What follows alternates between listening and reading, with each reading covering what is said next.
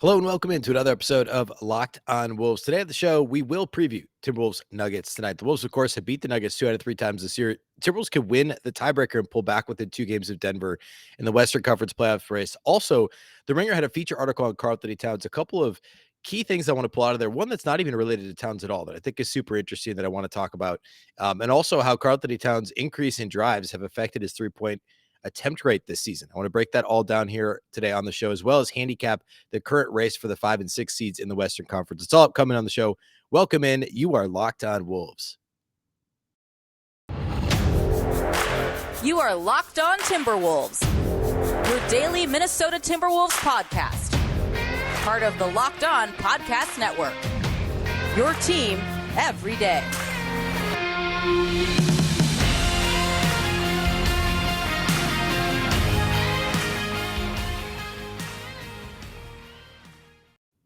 Hello and welcome to the Locked on Wolves podcast, part of the Locked on Podcast Network, your team every day. My name is Ben Beecken. I'm the host of Locked on Wolves. I'm also the editor of Dunking with Wolves, the Timberwolves site on the Fansided Network.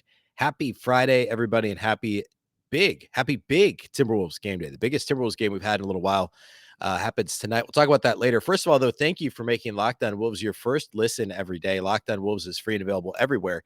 That includes YouTube as well as all of your favorite audio platforms, Apple, Google, Spotify, Odyssey. You can find this show. You can also follow on Twitter at Locked on T-Wolves and at Beecken. That's with 2 B's, 2 E's, C-K-E-N. Okay, today on the show, we will get to Wolves Nuggets here at the end. I want to preview that and talk about why the Wolves have had success against Denver this year. Their first game against them was, of course, a close loss. And the rest of the other 2 games were fairly emphatic Timberwolves wins. So I want to look at all that here on the show today. First, though, I want to get to a couple of things. I want to talk about the playoff race first and basically where things sit right now. What are we rooting for here moving forward in the next few days? What are the Timberwolves hoping that happens? And just kind of, break that down.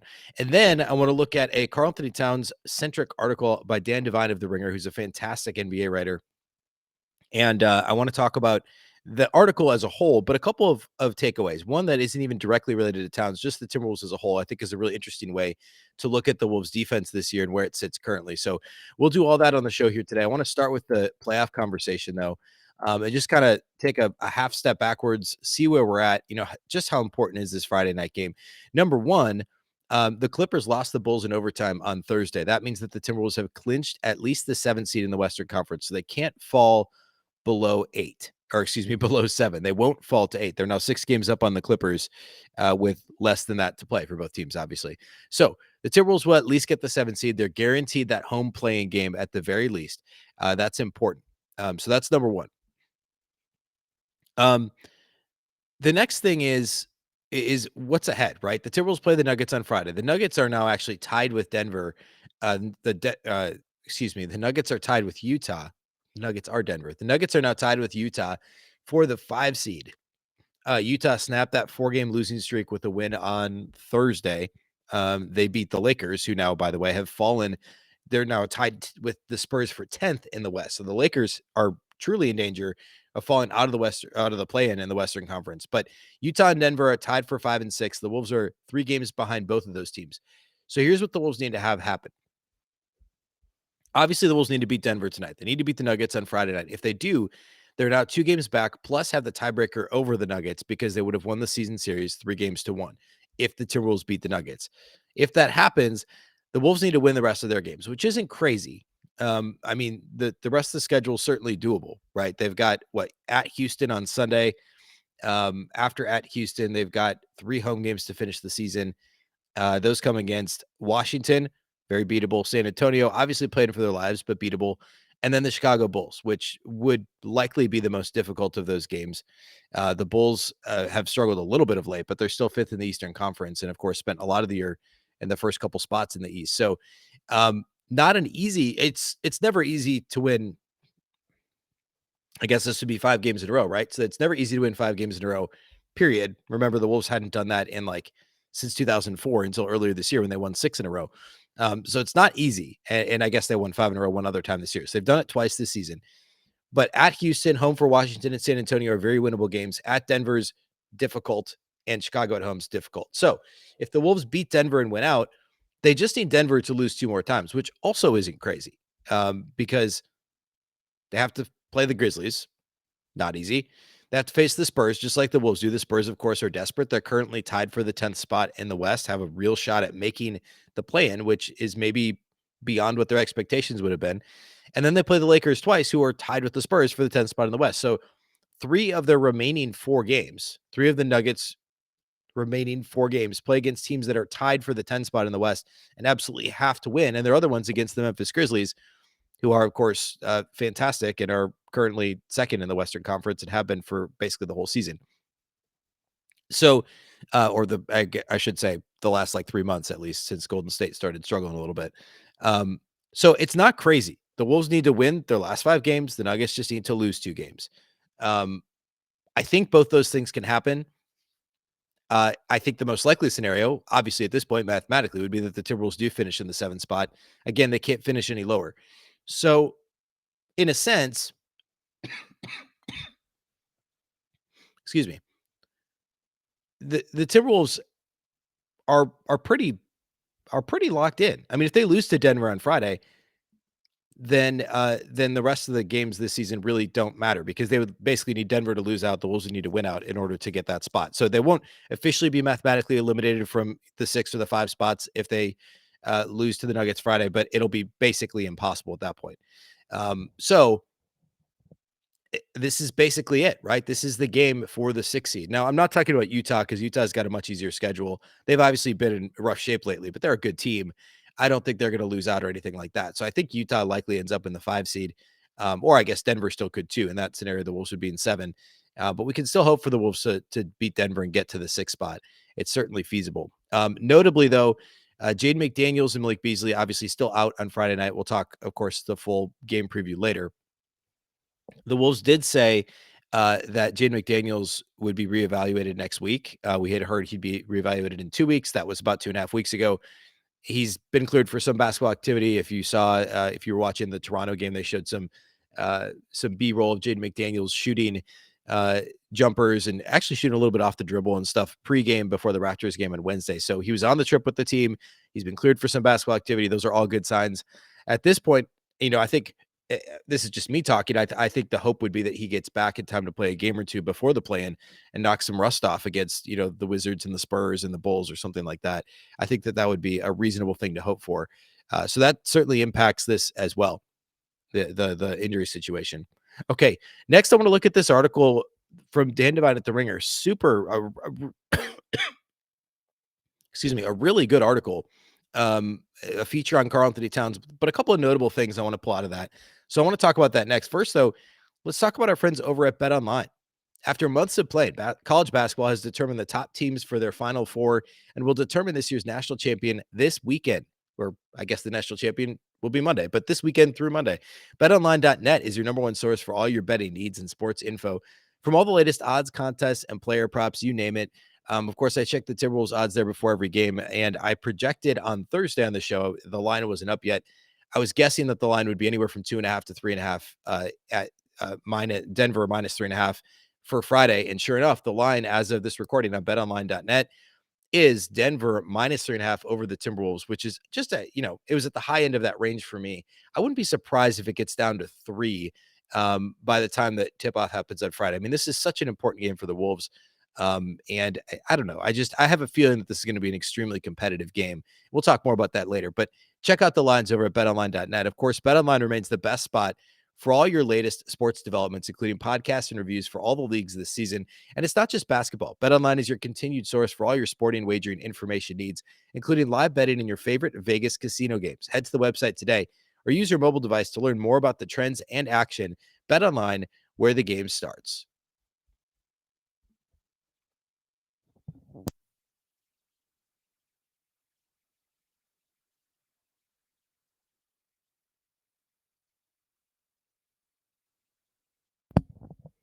All right, thanks again for making Locked On Wolves your first listen each and every day. For your next listen, be sure to check out the Locked On Now podcast.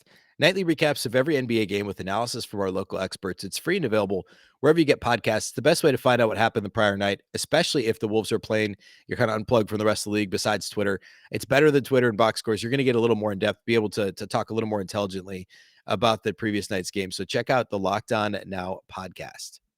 Okay. Let's talk about this Ringer article. So the ringer.com occasionally has some really great features. Dan Devine's one of the better basketball writers in general, not just over there. He had a really long feature piece on Karl-Anthony Towns, entitled Karl-Anthony Towns' Situation Finally Catches Up to His Talent. He talks about how basically he's been a cornerstone for a while. The Wolves just haven't had other stones around him. I'm cleaning that up a little bit from his language in this article, but it's the best way. It's the best way to put it, right? I mean, Towns has been a transcendent player for a long time. He even touches on the Towns-Dirk shooting debate. There's a lot of good stuff in here. There's two things I want to pull out of this to talk about on the show today. One, directly related to Towns, is something I've talked about on the show quite a bit, actually. And really, I think it was just last week I spent basically a full segment on this, that Towns is not shooting as many threes as he was. And I highlighted this on Thursday's show, which followed the Raptors loss on Wednesday, because he was 0 for 1 from outside the arc on Wednesday, which is completely unacceptable. And Chris Finch noted after the game, Towns needed more touches. He only had 13 overall field goal attempts in that game. But as I put it on Thursday, I mean, this is the 3-point champion from just 2 months ago or whatever, 6 weeks ago. He won the 3-point championship at All-Star break. He attempted 1 3-pointer in a game, and he was in a little foul trouble, but he played 32 minutes or whatever. He's got to shoot more threes. And we're in this weird place now where earlier in the season, and really for much of his career, Towns would much rather shoot a 3-pointer, a couple feet beyond the line, a hand semi in his face, versus put the ball on the floor, put himself in a position where he's going to pick up a charge or commit a turnover on a difficult pass, even earlier this season. But now his drives per game are so much that he's issuing open 3-pointer shots for a drive. And he's still been phenomenal. Again, this is we're in a situation, we're talking about a guy who's likely second team All NBA or should be second team All NBA. And I'm now criticizing a little bit part of his game. This is a small critique, and it also has to do with how the Timberwolves, or how opponents are guarding the Timberwolves. But his drives per game are way up. And Devine talks about this at theringer.com. He talks about his drives per game are at 7.8 per game. His drive points per game are 6.5 per game. He's also attempting 2 free throws per game on drives, blow by possessions per 100. And he pulled this from Second Spectrum, 4.06. So per 100 possessions, he blows by folks on the drive at a 4.06 rate. For his career, it's never been higher than 2.52, which was last year. And Devine has these numbers. Every single one of these has increased each of the last 5 seasons. So as Timberwolves coaches, first Tibbs, then Ryan Saunders, and now Chris Finch, have been putting the ball in his hands more and more in the perimeter. And Saunders talked about doing this. Saunders talked about having the offense flow through Karl-Anthony Towns on the perimeter more often. And it happened a little bit more than it did under Tibbs, but it didn't happen enough. And Chris Finch almost immediately was like, hey, he's our best player. Let's just put the ball in his hands. He can shoot the 3. He can pass. He can dribble. If teams are going to guard him with a center, he can definitely blow by centers. And now this is still kind of the best result, or the best, response to teams guarding him with 4s. I mean, Towns is still quicker than most 4s in this league laterally and can get around 4s.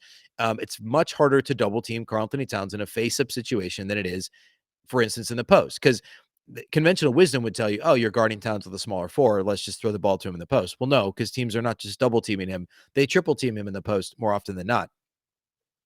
So then the Wolves started putting him at the elbow more often, which is really hard to double at the elbow. And that was effective. But I think Towns is that much more effective, as Finch realized, on the perimeter in a face-up situation where he's got all of his options available, versus at the elbow, where he has a little bit less of the court to work with. And it's a little bit tighter spaces for him to put the ball on the floor and dribble. And instead it's kind of mid-range jumper or facilitator, or a giant step back 3, which is a good shot for him. But the options are more limited at the elbow or at the nail and at the free throw line than they are outside the perimeter, outside the arc. So the face-up situations, as we know, has absolutely basically it doesn't limit the possibilities for Towns. And he's been fantastic in face-up situations, being able to put the ball on the floor more often. Divine notes, though, that because of this, he's shooting slightly less 3s. And Divine is mostly focusing on the point that he's so good off the dribble, and excuse me, that the Timberwolves are fantastic with him when he's got the ball in his hands outside the arc. And that's 100% true. But the commentary that I would add is that, again, talked about this. I think it was last week on the show. Towns is number 14 in the Timberwolves in 3-point rate. Now that we're talking about a team that shoots the three per game more than any team in the league, and I think still third in 3-point rate as a team. But you still can't have Karl-Anthony Towns 14th on your team in 3-point rate. I understand that because his usage rate is the highest on the team. Finally, thank goodness. That's skewed a little bit because 30% of Towns' shots is still more threes per game than most of the guys above him. But he still should be shooting more than 30% of his shot attempts from outside the arc. This is a 40% 3-point shooter, a generational shooter, the 3-point shooting champion after the contest in February. He's got to shoot more than 30% of his shots from three. And also, when teams are playing off of him, expecting the drive, if you go back and watch the last several games, Towns has had open threes that in past years he would have taken immediately.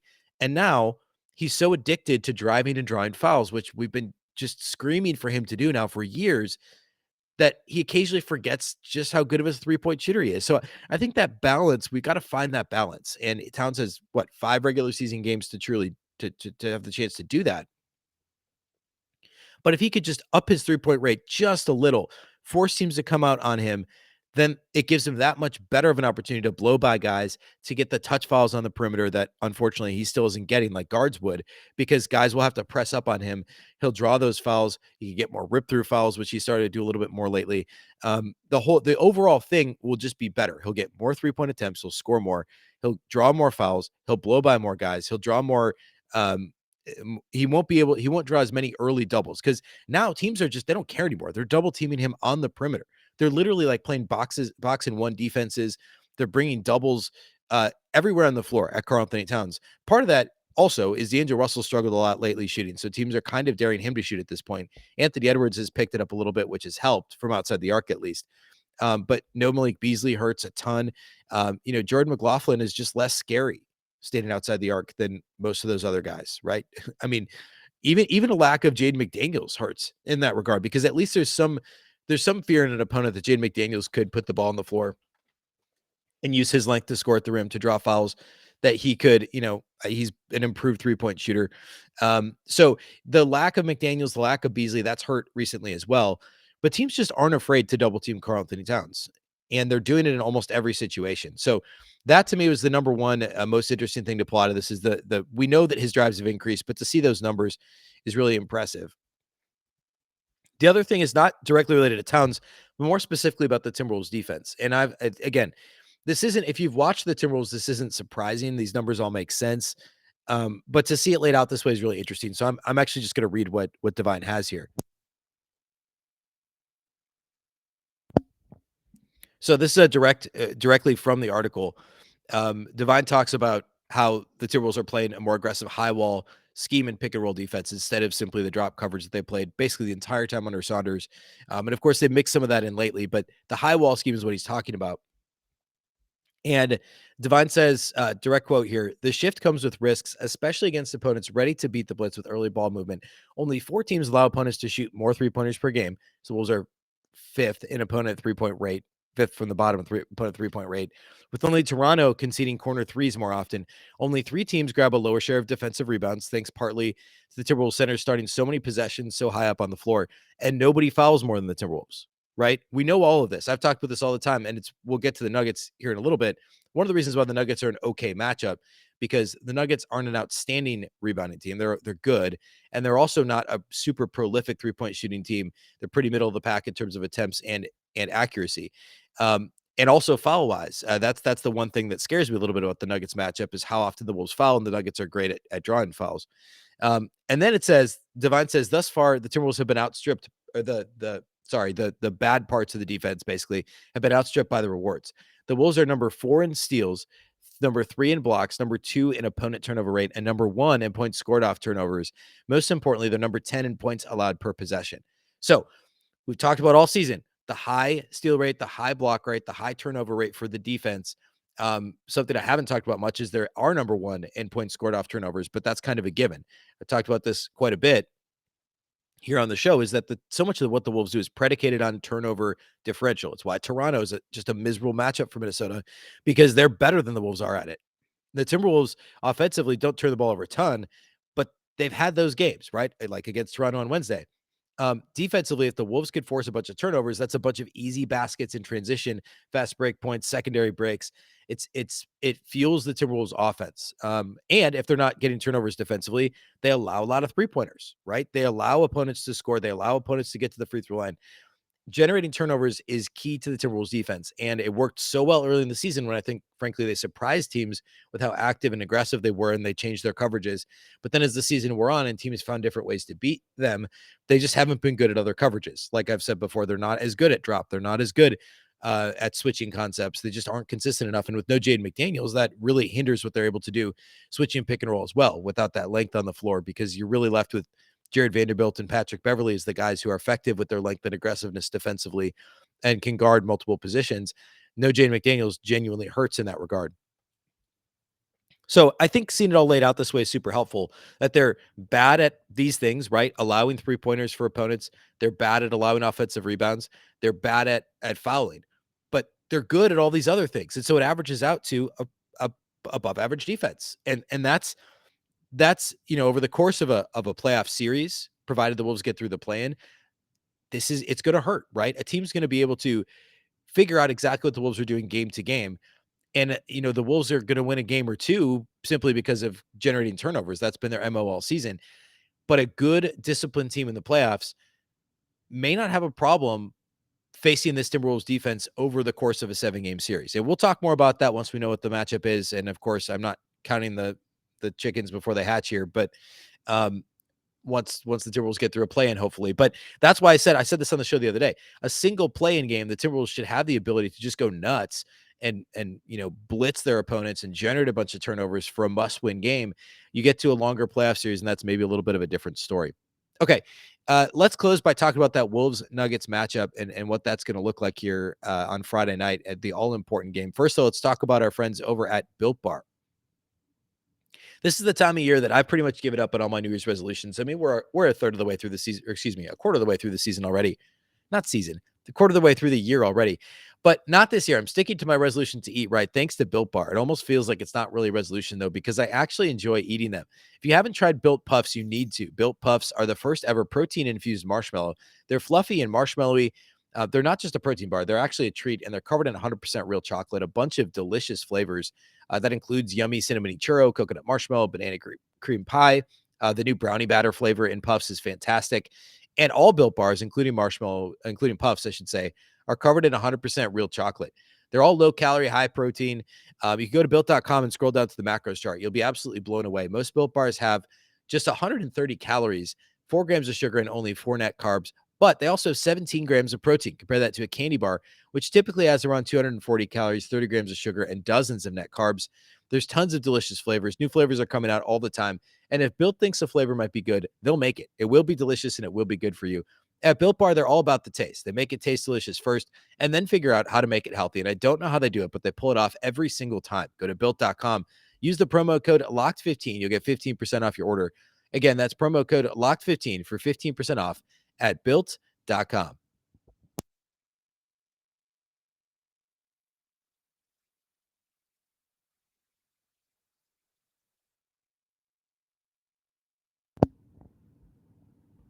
All right, Wolves Nuggets. So the Timberwolves haven't played the Nuggets here in a few weeks. So far this season, of course, the teams have played 3 times. I want to quickly talk about those, and then I'll talk about the matchup specifically. Well, actually, before we do that, let's talk about the injury report. So obviously, still no Michael Porter Jr., still no Jamal Murray for the Nuggets. I think a lot of people assumed that at least one of those guys would be back sometime in March. That hasn't happened. JaMychal Green's actually questionable for this game too, with the foot injury. Minneapolis native Zeke Najee's been out for a while. He had a good game against them earlier this year. He's been out since early March. So the Nuggets are a little bit banged up. Obviously, no McDaniels, no Malik Beasley for the Timberwolves either. So that matters. But the first time these teams played this season was back in late October. The Wolves came into the game at 3-1 off that win over the Bucks, and exciting win over the Bucks to start the season. And then they kind of fell flat, scored just 91 points against Denver. Jokic had 26 and 19 in that game. And Towns had just 14 and 8 in that first matchup. Teams are obviously way different since then. I don't want to dwell on that. That was just a bad offensive game. And the Timberwolves, remember, weren't very good offensively, basically through, into the first of this calendar year. I mean, the first couple months of the season, they were pretty bad defensively. So I I don't want to throw that game out completely, but I don't think that's quite the same matchup that we're going to see here. The next time that they faced off was mid-December, and this game was back in Denver. And you'll remember this is the Anthony Edwards 10 3-pointers made game. He had 38 points, shot 14 threes, and made 10 of them. Towns also gets overshadowed, and rightfully so, because Edwards was nuts in this game. Towns had 32 on just 18 shots in this game too. He had 3 steals in it as well.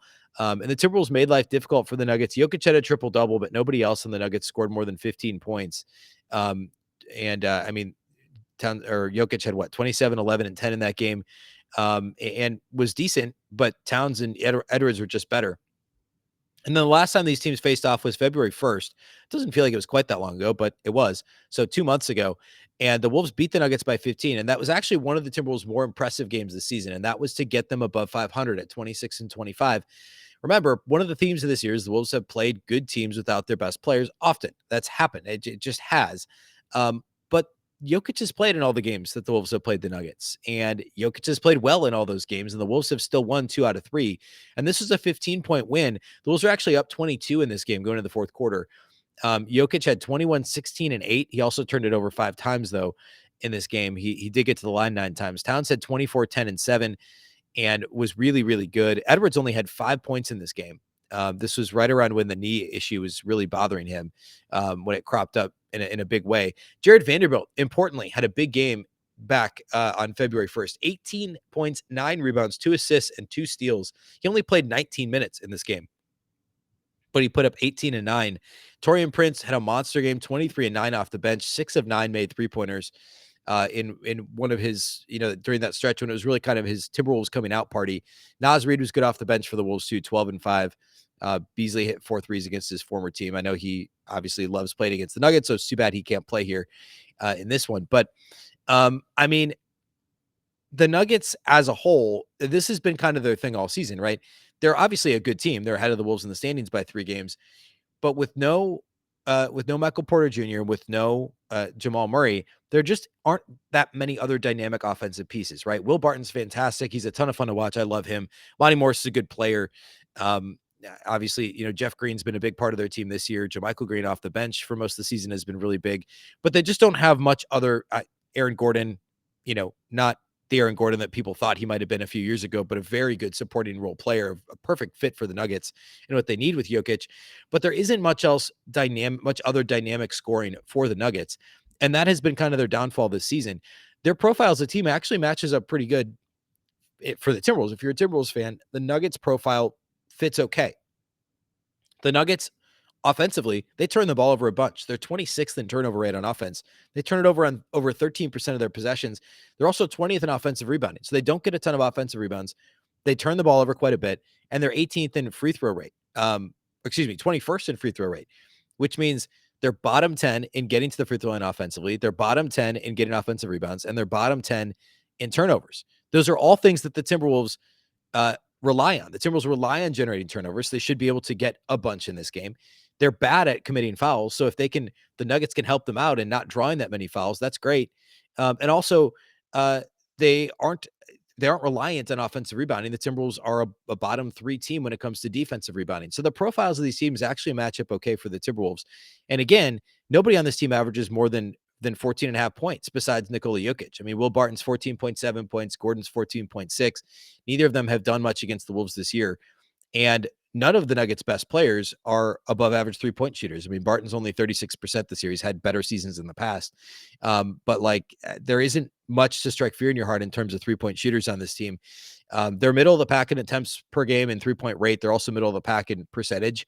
So you got to be careful with it, but it's not like the focal point of their offense necessarily. And again, the profiles of these two teams lines up nicely for Minnesota.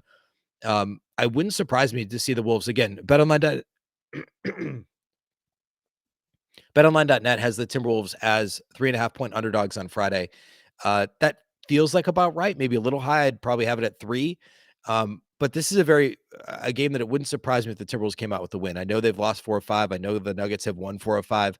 But this game probably matters more to Towns and the Wolves than it does to Jokic and the Nuggets. That's just my guess. So don't be shocked if the Wolves come out of this one with a win.